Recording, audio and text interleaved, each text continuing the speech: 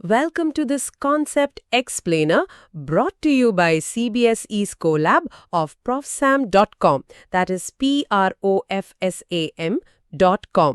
இன்னைக்கு நாம யூனிட் 6 அதாவது எலக்ட்ரோமேக்னெட்டிக் இண்டக்ஷன்ல இருந்து ஒரு முக்கியமான டாபிக் பத்தி பார்க்க போறோம். Motional electromotive force. இயக்க மின்னியக்க விசை. ஆமா, இந்த கான்செப்டை ரொம்ப சிம்பிளா எக்ஸாம்க்கு என்ன தேவையோ அதை மட்டும் ஃபோக்கஸ் பண்ணி யாருக்குமே மறக்காத மாதிரி சொல்லித்தரேன். சரி, ஆரம்பிக்கலாம். உனக்கு ஒரு சின்ன கேள்வி.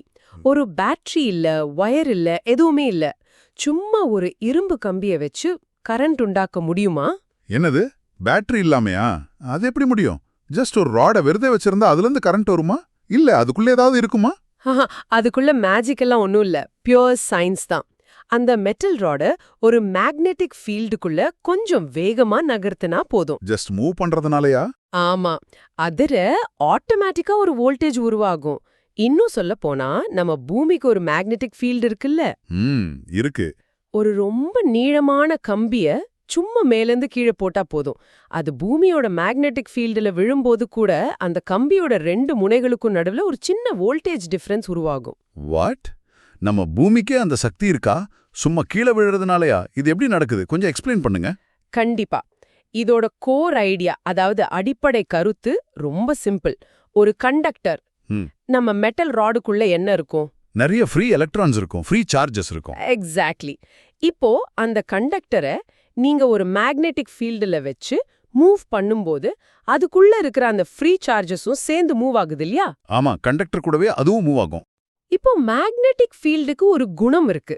தனக்கு உள்ள ஒரு சார்ஜ் மூவ் ஆச்சுன்னா அது சும்மா வேடிக்கை பார்க்காது. அந்த சார்ஜ் மேல ஒரு ஃபோர்ஸை அப்ளை பண்ணும். இந்த ஃபோர்ஸ்க்கு பேரு தான் லாரன்ஸ் ஃபோர்ஸ். ஓ, லாரன்ஸ் ஃபோர்ஸ். சரி, அப்போ ராட மூவ் பண்றதுனால சார்ஜஸும் மூவ் ஆகுது. அந்த மூவிங் சார்ஜஸ் மேல மேக்னெட்டிக் ஃபீல்டு ஒரு ஃபோர்ஸ் கொடுக்குது. சரி, அந்த ஃபோர்ஸ் என்ன பண்ணும்? நல்ல கேள்வி. அந்த லாரன்ஸ் ஃபோர்ஸ் ஒரு டிராஃபிக் போலீஸ் மாதிரி. அது பாசிட்டிவ் சார்ஜஸ் எல்லாம் நீங்கெல்லாம் இந்த பக்கம் போங்கன்னு ராடோட ஒரு முனைக்கும், நெகட்டிவ் சார்ஜஸை நீங்க அந்த பக்கம் போங்கன்னு இன்னொரு முனைக்கும் பிரிச்சு தள்ளிடும். ஓ, சார்ஜஸை பிரிக்குதா? அப்போ ஒரு பக்கம் பாசிட்டிவ் சார்ஜ் அதிகமாகும், இன்னொரு பக்கம் நெகட்டிவ் சார்ஜ் அதிகமாகும். ஆமா. ஆட, அப்போ அங்க ஒரு பொட்டென்ஷியல் டிஃபரன்ஸ் உருவாகிடும் இல்லையா? ஒரு பக்கம் பாசிட்டிவ், இன்னொரு பக்கம் நெகட்டிவ், ஒரு குட்டி பேட்டரி மாதிரி.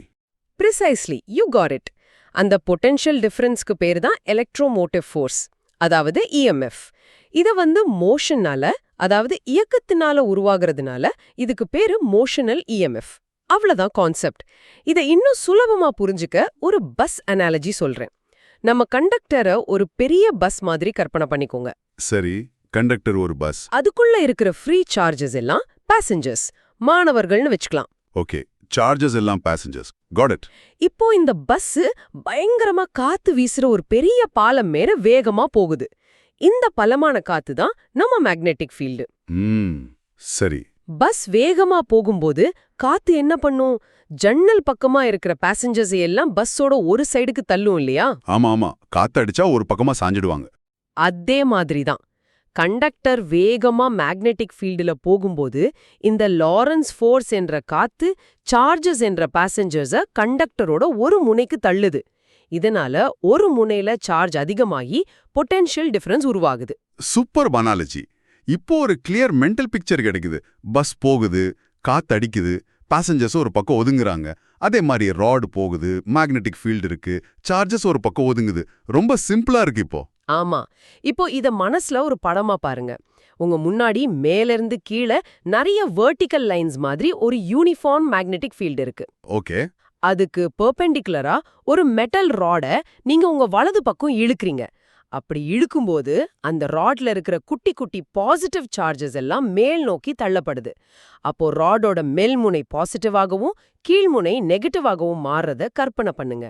இந்த செப்பரேஷன் தான் மோஷனல் இஎம்எஃப். ஓகே, இப்போ இந்த ஐடியா நல்லா புரியுது. ஆனா எக்ஸாம்ல எழுதும்போது இந்த பஸ் அனாலஜிலாம் எழுத முடியாதே. என்சிஆர்டி டெக்ஸ்ட் புக்ல இது எப்படி சொல்றாங்க? அதுல இருக்கிற டெக்னிக்கல் வேர்ட்ஸ் கொஞ்சம் கன்ஃபியூசிங்கா இருக்குமே. கரெக்ட். எக்ஸாம்க்கு அதுதான் முக்கியம். சரி, இப்போ என்சிஆர்டில இதை எப்படி டிஃபைன் பண்றாங்கன்னு பார்க்கலாம். என்சிஆர்டி செக்ஷன் 6.6ல இருக்கிற மோஷனல் இஎம்எஃப் டெஃபினிஷனையும் அதுக்கான ஃபார்முலாவையும் படிங்க. Okay, The induced EMF, BLV, is called motional EMF. Thus, we are able to produce induced EMF by moving a conductor instead of varying the magnetic field. Formula வந்து E is equal to BLV. அதோட எக்ஸ்பிளனேஷன்ல consider any arbitrary charge Q in the conductor PQ. When the rod moves with speed V, the charge will also be moving with speed V in the magnetic field B. The Lorentz force on this charge is QVB in magnitude. The work done in moving the charge from P to Q is W is equal to QVBL. Since EMF is the work done per unit charge, epsilon is equal to W by Q is equal to BLV. இதுல Lorentz force, work done per unit charge எல்லாம் வருது. இதை இன்னும் கொஞ்சம் step by ஸ்டெப்பா நம்ம analogy வச்சு சொல்ல முடியுமா? கண்டிப்பா. NCERTல இருக்கிற அதே ஸ்டெப்ஸை நம்ம அனாலஜி கூட கனெக்ட் பண்ணலாம். முதல்ல மெட்டல் ராட்குள்ள நிறைய ஃப்ரீ சார்ஜஸ் Q இருக்கு. இவங்க தான் நம்ம பஸ் பேசஞ்சர்ஸ். சரி. ஸ்டெப் 2, நாம ராடை V வெலாசிட்டியில மூவ் பண்ணும்போது அந்த சார்ஜஸும் நம்ம கூடவே V வெலாசிட்டியில டிராவல் பண்ணும். ஓகே, பஸ் போற வேகத்துல பேசஞ்சர்ஸும் போறாங்க. ஸ்டெப் 3, மேக்னெட்டிக் ஃபீல்ட் Bல V வெலாசிட்டியில போற Q சார்ஜ் மேல லாரன்ஸ் ஃபோர்ஸ், அதாவது F is equal to QVB act ஆகும். இதுதான் அந்த பாலத்துல வீசுற காத்து. இந்த ஃபோர்ஸ் தான் சார்ஜஸ ஒரு முனையில இருந்து இன்னொரு முனைக்கு, அதாவது L டிஸ்டன்ஸ்க்கு நகர்த்துது. இப்போ ஒர்க் டன்னோட ஃபார்முலா என்ன? ஃபோர்ஸ் பெருக்கல் டிஸ்டன்ஸ் இல்லையா? ஆமா, ஃபோர்ஸ் இன்டு டிஸ்டன்ஸ்.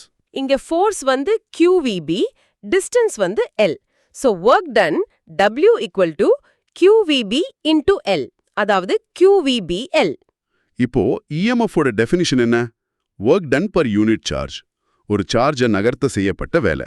அப்போ E equal to W by Q. நம்ம W இங்க சப்ஸ்டிட்யூட் பண்ணா E equal to QVBL by Q. ஓ, அப்போ Qவும் Qவும் கேன்சல் ஆயிடும். மீதி BLV மட்டும் இருக்கும். Exactly, E equal to BLV. இதுதான் நம்ம ஃபார்முலா. வாவ், இப்போதான் அந்த டெரிவேஷன் இவ்ளோ லாஜிக்கடா இருக்குன்னு புரியுது. ஒவ்வொரு ஸ்டெப்பும் பஸ் அனாலஜி கூட மேட்ச் ஆகுது. ஒர்க் டன்றது சார்ஜ் தள்ளிட்டு போறதுக்கு செய்யற வேலை. ரொம்ப clear. Hope everything is clear so far. This concept explainer is from profsam.com, that is profasm.com. சரி, ஒரு சின்ன கணக்கு பார்க்கலாம். ரொம்ப சிம்பிள். ஒரு 0.5 மீட்டர் நீளமுள்ள ஒரு ராட் 0.3 டெஸ்லா மேக்னெட்டிக் ஃபீல்ட்ல 4 மில்லிமீட்டர்ஸ் வேகத்துல பெர்பெண்டிகுலரா மூவ் ஆகுதுன்னு வச்சுக்கலாம். அப்போ இன்டியூஸ்ட் EMF எவ்வளோ இருக்கும்? Formula epsilon is equal to BLV. அப்போ B வந்து 0.3, L வந்து 0.5, V வந்து 4. So epsilon is equal to 0.3 பெருக்கல் 0.5 பெருக்கல் 4. கரெக்ட். 0.3 into 0.5 என்ன வரும்? 0.15. கரெக்ட். அப்புறம் 0.15 into 4 வந்து 0.6. So, the induced EMF is 0.6 volts. அவ்வளோதான். எக்ஸாம்ல இந்த மாதிரி டைரக்ட் சப்ஸ்டிடியூஷன் கொஸ்டின்ஸ் நிறைய வரும். ஓகே, இது ரொம்பவே ஸ்ட்ரெயிட் ஃபார்வர்டா இருக்கு. வேல்யூஸை சப்ஸ்டிடியூட் பண்ணா போதும். ஆமா, இந்த மோஷனல் EMF கான்செப்ட் தான் AC ஜெனரேட்டர் எப்படி வேலை செய்யுதுன்னு புரிஞ்சுக்கிறதுக்கு அடிப்படை. அங்க ஒரு காயில் ரொட்டேட் ஆகும்போது காயிலோட ஒவ்வொரு பகுதியிலும் இந்த மோஷனல் EMF தான் உருவாகுது. அதை நம்ம அடுத்தடுத்த டாபிக்ஸ்ல பார்ப்போம். சரி, இப்போ எக்ஸாம்ல மார்க்ஸ் குறைக்கிற ஒரு முக்கியமான தப்பு பத்தி பேசலாம். ஒரு சைலண்ட் கில்லர் மாதிரி. ஓ, சொல்லுங்க. நிறைய ஸ்டூடெண்ட்ஸ் பண்ற ஒரு பெரிய தப்பு என்னன்னா, மோஷனல் EMF உருவாகணும்னா magnetic field B, velocity V, rod length L, இது மூணுமே ஒண்ணுக்கொன்னு 90 டிகிரில, அதாவது பெர்பெண்டிகுலரா இருக்கணும்னு கண்ணை மூடிட்டு நம்புறது. ஆமா, நாம பார்த்த டெரிவேஷன்ஸ், ப்ராப்ளம்ஸ் எல்லாத்துலயுமே பெர்பெண்டிகுலர்னு தானே சொன்னோம். அப்போ அது தப்பா? அது தப்பு இல்ல. ஆனா அது ஒரு ஸ்பெஷல் கேஸ் மட்டும்தான். எளிமையா புரிய வைக்கிறதுக்காக நாம அந்த கேஸை படிக்கிறோம். ஆனா அது மட்டுமே ரூல் கிடையாது. அப்போ உண்மையான ரூல் என்ன? உண்மை என்னன்னா BLV, இதுல ஏதாவது ரெண்டு பேரலலா இருந்தா EMF 0, அது ஓகே. ஆனா அதுங்க வேற ஏதாவது ஆங்கிள் இருந்தா கூட EMF உருவாகும். ஆனா அதோட மதிப்பு மாறும். வேற ஆங்கிள்னா அப்போ ஃபார்முலா மாறுமா? ஆமா, உண்மையான ஜெனரல் ஃபார்முலா வந்து epsilon equal to BLV sine theta. இங்க தீட்டா என்றது வெலாசிட்டிக்கும் மேக்னெட்டிக் ஃபீல்டுக்கும் நடுவுல இருக்கிற ஆங்கிள். நாம பெர்பெண்டிகுலர்னு சொல்லும்போது சைன் 90 வந்து 1. அதனால தான் ஃபார்முலால அதை நம்ம எழுதுறதில்ல. ஓ, அப்ப பெர்பெண்டிகுலரா இருந்தா மேக்ஸிமம் இஎம்எஃப் கிடைக்கும்? எக்ஸாக்ட்லி.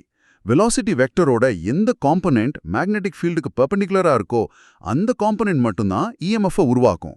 அதான் அந்த v sin theta component. So always remember, only the cutting component counts. Field லைன்ஸை வெட்டுற காம்பனன்ட் மட்டும்தான் முக்கியம். ஓகே ஓகே, இப்ப புரியுது. பிஎல்வி மூணும் பெர்பெண்டிகுலரா இருக்கணும்னு அவசியம் இல்ல. அது ஒரு best case for maximum EMF. Angle மாறினா இஎம்எஃப் ஓட மதிப்பும் சைன் தீட்டா வச்சு மாறும். ரொம்ப முக்கியமான பாயிண்ட் அது. ஆமா, இப்போ இந்த ஃபார்முலாவை மறக்காம இருக்க சில மெமரி ட்ரிக்ஸ் சொல்றேன். முதல்ல ஒரு மெமோனிக். ஃபார்முலா என்ன? பிஎல்வி இல்லையா? ஆமா, பிஎல்வி. இது ஞாபகம் வச்சுக்க. BLV gives motional V. BLV motional voltage. சிம்பிளா இருக்கா? BLV gives motional V. நல்லா இருக்கு, மறக்காது. அடுத்தது ஒரு phrase. Move the rod across the field to build the voltage. Field லைன்ஸ்க்கு குறுக்க அக்ராஸ போனாதான் வோல்டேஜ் பில்ட் ஆகும். அந்த கட்டிங் என்ற வார்த்தை ரொம்ப முக்கியம். கடைசியா ஒரு பிசிக்கல் ஜெஸ்டர். இதை செஞ்சு பார்த்தா மனசுல அப்படியே பதிஞ்சிடும். உங்க முன்னாடி மேல இருந்து கீழே வெர்டிகலா மேக்னெட்டிக் ஃபீல்ட் லைன்ஸ் போற மாதிரி கற்பனை பண்ணிக்கோங்க. ஓகே. இப்போ உங்க வலது கைய ஒரு ராட் மாதிரி வச்சு அந்த லைன்ஸை வெட்டுற மாதிரி வேகமா ஹரிசான்டலி இடமிருந்து வலமாக மூவ் பண்ணி பாருங்க. இந்த கட்டிங் ஆக்ஷன் தான் இஎம்எஃப் உருவாக்குது. இந்த இமேஜ் மனசுல பதிஞ்சா கான்செப்ட் மறக்கவே மறக்காது. ஆமா, கைய வச்சு செஞ்ச பாக்கும்போது அந்த கட்டிங் மோஷன் நல்லா புரியுது. ஆங்கிள மூவ் பண்ணா கட்டிங் எஃபெக்டிவா இருக்காதுன்னு புரியுது. Nice trick. சரி, இந்த முழு டிஸ்கஷனையும் எக்ஸாம்க்காக 3 முக்கியமான பாயிண்ட்ஸ்ல சமரைஸ் பண்றேன். கவனமா கேட்டுக்கோங்க. ஓகே. பாயிண்ட் 1, ஒரு கண்டக்டிங் ராட மேக்னெட்டிக் ஃபீல்ட்ல மூவ் செய்யும்போது லாரன்ஸ் ஃபோர்ஸ் காரணமா சார்ஜஸ் பிரிஞ்சு ராடோட முனைகளுக்கு நடுவுல ஒரு இஎம்எஃப் இன்டியூஸ் ஆகுது. இதுக்கு பேரு தான் motional EMF. Point 2, magnetic field, length and velocity மூணும் பெர்பெண்டிகுலரா இருக்கும்போது இன்டியூஸ்ட் இஎம்எஃப்கான formula epsilon equals to BLV. ஆனா general formula epsilon equals to BLV sine theta.